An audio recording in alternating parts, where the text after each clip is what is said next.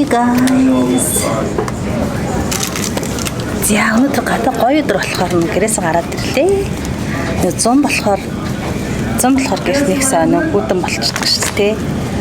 Тэгэхээр бүдэн байхаар нь гараад ирсэн. Гадаа маш гоё дулаахан байна. Тэг өдрийнхөө хоолыг энэ кофе шоп идэх гараад ирсэн. Эцний сэндвич.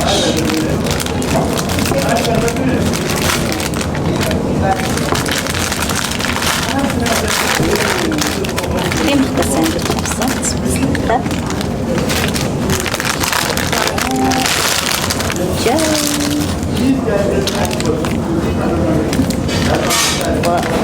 Pickle.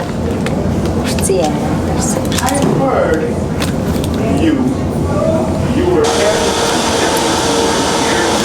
standard.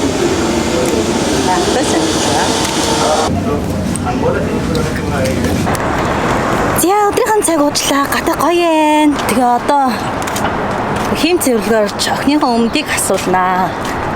Өмд авсан чинь шумг айгүй урт. Тэгээ тэрийг асуулахгүй бол өмдөө чирээд яваад байгаа байхгүй юу? Наахан. Минийко яваараа.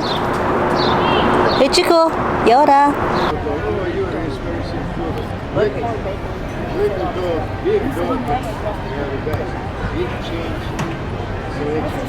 За би сая өдрийн хоолоо идэчээ. Тэгээ сайхан кофе уучаад сая хийм цэвэрлэгээнд очиж охиныхоо өмдийг ойдлчинд асуулах гээд өчлөө 7 хоногийн дараа гарна гэж байна. 2 жилийн өмнө хийм цэвэрлэгээнд өмдөө өгөөд асуулахад $11 байдаг гэсэн чи одоо бүр $17 болсон байна. Энд тэндгүй юмны үн их өсөж байна.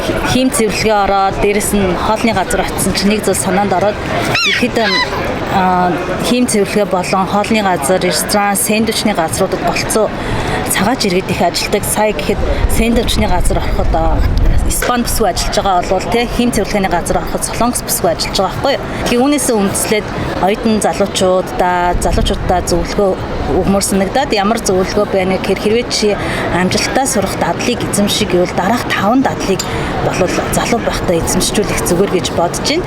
За хамгийн нэгдүгээрт нь бол өглөө маш эрт бос сурах.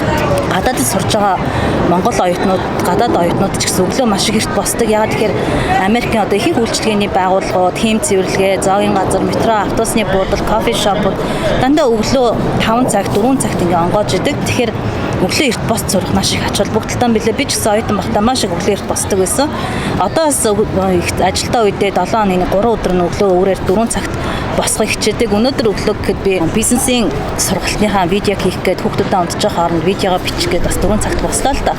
Тэгээ ингээд өглөө босоод сурчих юм бол цаашдаа өглөө бос сурахад маш их амар болчихдөг юм билээ. За хоёрдугаарт өгөх миний зөвлөгөө болохоор англи хэлээр сурах. Сая ингээд зоогийн газар ороод ресторанд хоол идээд тэгээд хийм цэвэрлэгээ ороод хуцаа өгөхөд ингээд дандаа солонгос юм уу эсвэл испани хүмүүс ажиллаж байгаа байхгүй юу? Тэгээд хэлэн бол нэг сайн биш. Гэхдээ ингээд ойлголцоод байна. Ядаж бид нар англи хэлээр сурчих юм бол Америкт ирээд хичээлхэн бус цагаар ажил хийх ч юм уу эсвэл ямар нэгэн байдлаар ажил хийхэд англи хэл маш их хэрэгтэй байгаа. Тийм учраас манай Money Education зүгээс хүүхдүүдийг багаас нь англи хэлэнд сургах All Star англи хэлний клуб. За сүүлийн үед бид нар насанд хүрчиж зориулсан All Star англи хэлний сургалтыг бол хийж явж байна. Тэгээд та бүхэн маань англи хэлээ маш сайхан сайжруулаарай. Хизээ нэгэн цагт мөрөөдөлчин билээд Америкт ирээд юм уу хизээ нэгэн цагт аяллаар ирлээ гэхэд та бүхэн маань англи хэлтэй байх юм бол маш их давуу тал болно. Энийг бол ингээд хэлээд байгаа. Яг одоо миний хэлж байгаа зөвлөгөөнүүд бол мэдээж юм шиг байгаа боловч яг хэрэгжүүлэхэд маш их хэцүү, тууштай байхад маш их хэцүү. Тийм болохоор ингээд дахин ингийн юм шиг хэрнээ хэлж та бүхнийгээ өөрийгөө мотивацжуулахад урам зориг өгөх те та бүхнийгээ урам зоригтой байлгах үднээс үнийг дахин хэлээд байгаа юм. За тэгээд миний охины хөлийг арайч жихэн 3 дахь зөвлөгөө юу байна вэ гэхэд дасгал хөдөлгөөн маш сайн хийж бай. Тэгээ яг энэ Америкийн зах зээл дээр ажиллаад ирэх юм бол маш хөрсөлдөөнтэй байдаг. Залуучууд нь байнгүйгээл дасгал хөдөлгөөгээл та нар маш олон гой биетэй залуучууд бүсгүүчүүдийг харж идэг шүү дээ тий. Тэд нар бол байнг хөдөлмөрлж ээж, тийм байж идэг, тэгжээж сайхан амьдарч идэг тий. Ерөөсөө биеэсээ хавч явдаг хүмүүс юу вэ гэхээр маш сайхан дасгал хөдөлгөөн хийгээд эрүүл чирэг биетэй харагдах тийм хүмүүс байж идэг. Тэгээ та нар маань ч гэсэн энэ хүмүүсээс дутахгүйгээр биеэсээ хавч явах хаа гэж бодож байна.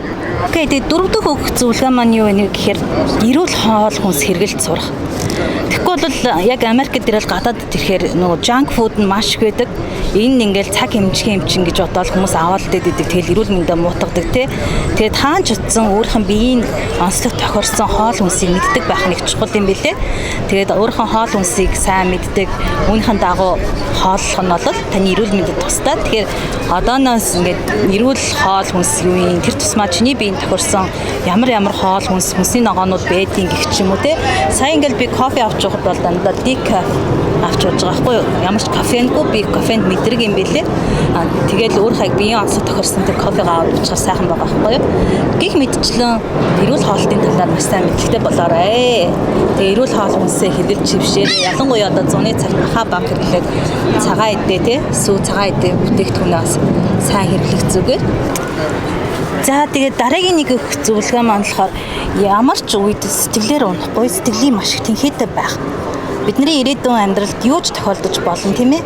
Тэр үед өөрийгөө сайхан сэргээд чаддаг, өөрхөн дуртай юмыг мэддэг, юу хийвэл чиний сэтгэл санаа сэргэх боломжтой вэ гэдэг талаар их сайхан мэддэг байх хэрэгтэй юм билэ.